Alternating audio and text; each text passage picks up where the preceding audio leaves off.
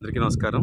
మీరు చూస్తున్న ఈ దేవాలయం బొంతపల్లి వీరన్నగూడెం హైదరాబాద్కి కరెక్ట్గా 20 కిలోమీటర్ల దగ్గరలో ఉన్న ఈ దేవాలయం స్వయంభూగా వెలిసిన క్షేత్రాలలో ఒకటి.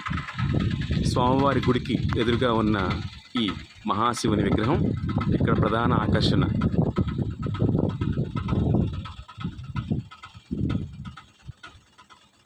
శంభో శంకర, హర హర హర మహాదేవ్. ఎటువైపు చూసినా కూడా స్వామివారు ఒకేలా కనిపిస్తారు.